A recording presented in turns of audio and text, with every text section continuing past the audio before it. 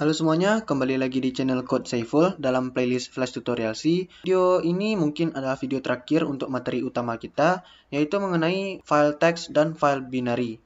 Kalau sebelum-sebelumnya, semua data yang kita input dan olah hanya bersifat sementara, karena disimpan di dalam variabel yang disimpan dalam memori atau RAM, yaitu Random Access Memory, yang mana ketika program ditutup, maka datanya hilang. Dengan menggunakan file, kita bisa menyimpan data secara permanen kecuali kita hapus filenya. Struktur data yang bernama file ini menggunakan konsep stream untuk berhubungan dengan program melalui operasi open, yaitu menggunakan fungsi fopen, dan hubungannya putus melalui operasi close, yaitu dengan menggunakan fungsi fclose. Yang kedua fungsi tersebut ada di dalam library stdio.h. File ini terbagi dua, ada file teks yang ekstensinya .txt, .html, .csv atau lainnya, dan file binary yang ekstensinya .bin dan .exe. File teks isinya adalah teks yang berupa huruf atau angka atau simbol. Kalau file binary isinya adalah bilangan binary, yaitu 0 dan 1. Tapi kita tidak bisa melihat file binary itu secara langsung. Untuk membuka stream atau membuka file, kita gunakan fungsi fopen yang membutuhkan dua parameter. Parameter pertama adalah nama file, titik ekstensi filenya, dan yang kedua adalah mode untuk membuka filenya. Fungsi fopen menghasilkan pointer yang menunjuk ke alamat memori dari file yang dibuka. Jadi, nanti kita membutuhkan pointer yang tipenya file. Untuk menutup stream atau menutup file, kita gunakan fungsi fclose dengan parameternya adalah pointer untuk membuka file tadi. Untuk file text, mode buka file yang akan kita gunakan adalah mode R, W, dan A. Mode R itu sendiri bermaksud untuk read only, yaitu kita hanya bisa membaca filenya tanpa bisa memodifikasinya. Jadi file itu harus sudah tersedia terlebih dahulu. Mode W untuk write, yaitu menimpa file yang sudah ada jika nama file yang di-input sudah ada dalam directory, atau jika nama file yang di-input belum ada dalam directory, maka akan dibuatkan file baru. Directory yang dimaksud di sini adalah alamat tempat kita menyimpan file. Jika kita tidak mengarahkannya, maka yang dicari adalah di dalam directory tempat file utama ini disimpan. Jadi, jika filenya sudah ada, maka akan ditimpa, dan jika filenya belum ada, maka akan dibuatkan file yang baru. Mode A untuk append, yaitu membuat sebuah file jika nama file yang diinput belum ada dalam directory, atau menambahkan isi baru ke dalam suatu file pada posisi paling terakhir jika nama file yang diinput sudah ada dalam directory. Jadi, kalau filenya sudah ada, maka isinya akan ditambah di ujungnya, dan kalau filenya belum ada, maka akan dibuatkan file yang baru.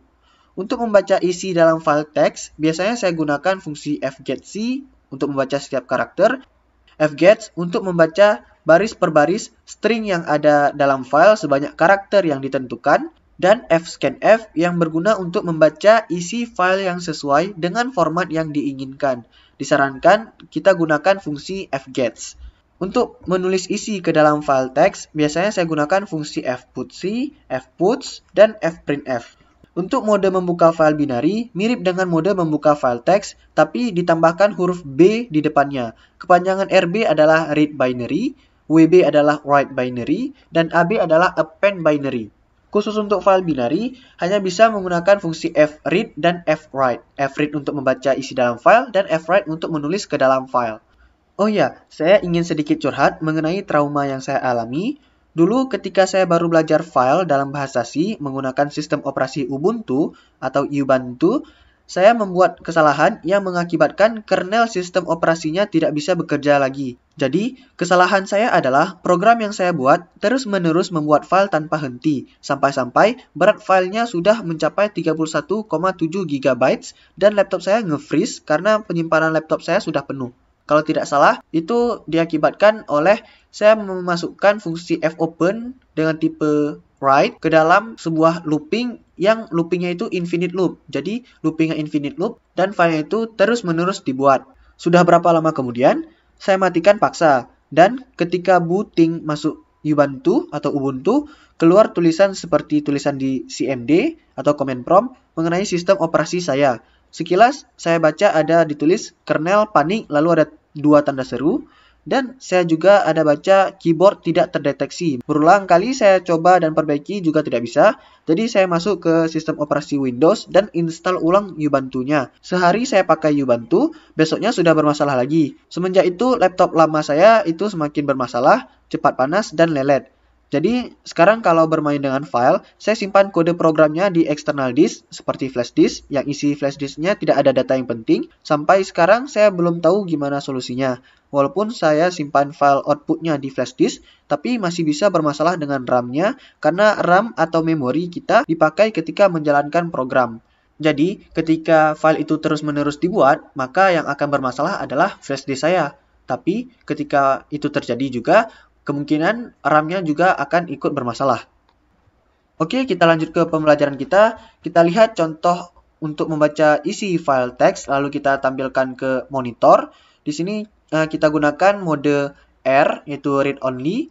Jadi, sangat disarankan untuk membuat error handling jika file input.txt ini tidak ada. Ditampilkan pesan ini agar kita bisa tahu bahwa program ini gagal berjalan. Lalu hentikan program menggunakan return exit failure atau fungsi exit ini. Yang kedua ini berada di dalam library stdlib.h. Ada kemungkinan file tersebut gagal dibuka, mungkin karena tidak boleh dibuka atau tidak ada dalam direktori ini, atau belum ada sama sekali.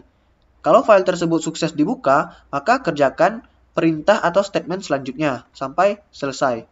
Kita tidak perlu membuat else di sini karena jika if ini benar, maka langsung keluar dari programnya. Ketika bermain dengan file atau stream, jangan lupa setelah buka file kita harus menutup streamnya. Di sini bisa kita lihat file yang bernama input.txt belum tersedia. Nah, jika saya jalankan program ini, maka tampilkan gagal membuka file. Sekarang kita buat file yang bernama input.txt di direktori yang sama tempat saya menyimpan file 8-1.c. Saya buat input.txt di sini. Jika saya buat file input.txt-nya itu berada dalam folder yang berbeda seperti ini, di dalam folder ini, maka saya harus arahkan direktorinya seperti ini. Atau file input.txt-nya ini berada di luar folder tempat program utamanya ini, yaitu di sini. Maka saya harus arahkan direktorinya seperti ini. Sekarang saya kembalikan seperti semula, di mana di dalam direktori yang sama. Lalu saya tulis di dalam file input.txt-nya ini seperti ini. Ketika saya compile dan run, karena sekarang sudah ada file input.txt, maka dibaca isi dalam file tersebut. Jika diperhatikan dengan detail, di sini saya menuliskan 2 baris teks, tapi yang dibaca hanya sebaris teks saja. Ini karena fungsi fgets hanya membaca 1 baris saja. Jika kita menggunakan while, yang mana dalam parameter while ini adalah fungsi fgets untuk membaca isi dari file yang ditunjuk oleh pointer fptr, lalu baca maksimal seukuran buffer, yaitu 255, dan simpan ke dalam array buffer, yaitu variabel untuk menampung apa yang dibaca oleh fgets. Jadi, while ini akan terus berjalan hingga fgets tidak membaca apa-apa lagi. Kalau dalam array of char, yaitu string, ujung string kita sebut 0 atau \0. Tapi kalau dalam file, istilahnya adalah AOF atau end of file. Ini jika kita coba, lalu saya komen yang ini. Nah, jika kita run, maka hasilnya adalah seperti ini. Sekarang saya ingin yang dibaca menjadi huruf besar semua. Oleh karena itu, saya gunakan while yang ini. Jadi, while ini akan berhenti ketika variabel C ini bernilai AOF. Nilai untuk variabel C didapat dari fungsi fgetC dengan parameternya adalah pointer yang menunjuk ke file yang ingin dibuka. Jika kita tes, ini ada warning karena tidak saya gunakan variabel buffer, tidak apa-apa, kita run program, maka akan dicetak semuanya huruf kapital. Selanjutnya, untuk menulis file, biasa digunakan fungsi fputC, fputs, atau fprintf. Di sini kita tidak perlu membuat error handling, karena jika file ini belum ada, maka akan dibuatkan file yang baru, karena kita menggunakan mode W. Bisa kita lihat, dalam direktori saya belum ada file output.txt. Di sini saya gunakan fungsi fgets dengan parameter ketiganya bukan pointer ke file, melainkan stdin agar inputnya berasal dari user di layar monitor. Jadi ketika user ketik sesuatu, inputnya itu akan dibaca oleh fungsi fgets dengan parameter ketiganya adalah stdin atau standard input. Biasanya kita gunakan scanf, boleh juga. Tapi kali ini saya ingin menunjukkan input menggunakan fgets. Ingat ya, kita belum mempunyai file output.txt, tapi ketika kita run programnya, maka akan dibuatkan file output.txt. Seperti ini. Lalu jika kita isi, lalu kita buka file output.txt-nya, maka hasilnya persis seperti yang saya tulis, lalu ditambahkan enter di sini. Sekarang, saya ingin inputnya banyak baris. Jadi, saya gunakan perulangan di sini. Yang atas, saya matikan kode programnya dengan cara saya komen. Nah, di sini saya gunakan getChar karena ketika saya input banyak baris ini, lalu saya tekan tombol enter untuk mengakhiri input ini, tombol enter yang saya tekan akan dianggap sebagai input dan dijadikan input di bagian ini. Nah, jika saya tes, saya ingin input sebanyak 2 baris. Nah, kan ketika input baris pertama, tidak ada karakter yang saya input, tapi langsung lanjut ke baris kedua karena program mengira saya menginput enter untuk baris pertama ini. Makanya saya pakai getChar agar input yang dihasilkan karena saya menekan tombol enter itu dibaca oleh getChar dan tidak disimpan di mana-mana. Jika saya save lalu keluar dari program ini, saya compile ulang lalu run. Jika saya buka file outputnya, sama persis dengan yang saya input. Nah, kalau kalian ingat tadi, isi dari file output.txt adalah hi lalu tanda seru. Tapi sekarang sudah berubah menjadi yang saya input sekarang ini. Ini dikarenakan file tempat saya tulis ini sudah ada dan isinya pun sudah ada, yaitu ketika tadi saya isi dengan kalimat hi. Sekarang karena saya tulis lagi ke dalam file yang sama dengan mode write, maka isi yang sebelumnya di overwrite atau ditimpa dengan isi yang baru. Sekarang saya ingin menambahkan kata code ke dalam file tadi, tapi menggunakan mode append. Kita lihat hasilnya. Lalu kita lihat outputnya akan tambahkan pada baris baru. Lalu jika kita append lagi, seperti ini, jika saya compile dan run, hasilnya adalah disambung seperti ini. Jika saya ingin tambahkan enter dan tab, tinggal tambahkan escape sequence-nya. Nah, kita save, lalu compile dan run, hasilnya adalah seperti ini. Dalam bermain file, ada fungsi-fungsi lain seperti fungsi FOF untuk mengecek apakah pointer kita sekarang sudah membaca di penghujung file atau end of file. Ada fungsi rewind, fseek, remove, rename, ferror, perror, clear-err, dan lain-lain. Silahkan pelajari secara mandiri jika dibutuhkan. Kita lanjut mengenai file binary. Karena sudah belajar untuk menulis file dan baca file teks, dalam file binary ini cuma ubah mode W menjadi WB untuk write binary, dan mode R menjadi RB untuk read binary. Lalu untuk menulis ke dalam file binary, hanya bisa menggunakan fungsi fwrite. Dan untuk membaca file binary, hanya bisa menggunakan fungsi fread. Jadi dalam satu source code ini, langsung saya buatkan program untuk menulis file binary, lalu membaca isi dari file tersebut. Argumen pertama dari fungsi fwrite adalah pointer dari variabel yang ingin ditulis ke dalam file binary. Pointer itu kan berguna untuk menunjuk alamat dari suatu variabel. Jadi tidak salah jika kita langsung kirim alamat dari variabel yang kita tuju. Argumen keduanya adalah ukuran dari setiap elemen yang ingin ditulis. Karena di sini tipe data yang ingin kita tulis adalah float, kita tulis di sini size of float. Untuk integer, kalau tidak salah, ukurannya adalah 4 bytes. Tapi lebih baiknya kita tulis menggunakan size of seperti ini. Lalu argumen ketiganya adalah banyak elemen yang ingin kita tulis. Karena kita ingin menulis satu elemen atau satu data saja, jadi saya tulis satu di sini. Dan argumen keempatnya adalah pointer stream atau pointer filenya, yaitu pointer ke file yang ingin ditulis. Sedangkan array buatnya seperti ini. Di sini saya tidak gunakan simbol dan atau simbol ampersand karena array ini sendiri adalah pointer. Jadi di sini sudah bermain dengan alamat. Lalu di sini saya input 3 karena saya ingin menuliskan 3 data atau 3 elemen ke dalam file tersebut. Lalu jangan lupa di sini kita tutup streamnya karena kita sudah selesai menggunakan pointer fpw ini. Selanjutnya saya deklarasikan variabel pointer fpr untuk membuka file binary.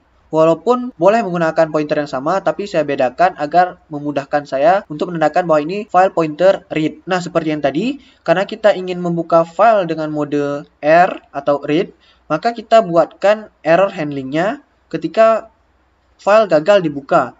Jika sukses dibuka, Maka lanjut ke perintah atau statement selanjutnya. Di sini saya deklarasikan variabel penampung untuk menampung bacaan dari file binary tersebut dengan menggunakan fungsi fread. Argumen pertama fungsi fread adalah pointer tempat menampung nilai.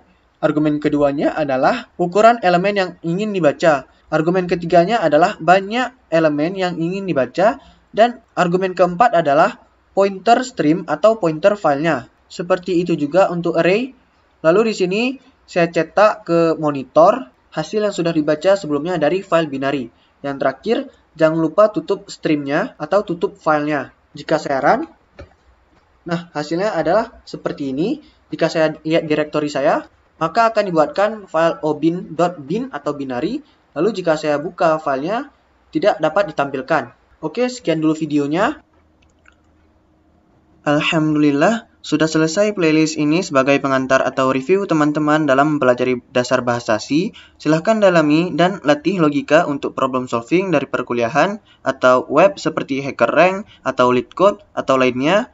Terus mencoba-coba kode ini itu, jangan dibawa beban, enjoy aja. Kalau mau ambil suatu source code, pelajari dan pahami dulu kodenya. Lalu ambil yang dibutuhkan, jangan langsung caplok atau kopas. Kalau ada yang susah, ubah mindsetnya. Anggap ini seru dan harus semakin semangat belajar. Karena sebagai manusia, kita hanya bisa berusaha, berdoa, dan bertawakal. Hasil itu adalah ketetapan Allah, dan semua ketetapan Allah adalah yang terbaik. Tinggal kita cari aja hikmah di baliknya. Oke, segitu aja untuk video materi utama dalam playlist ini. Jika ada penyampaian saya yang kurang atau salah, saya minta maaf. Terima kasih sudah singgah di sini dan sampai jumpa lagi.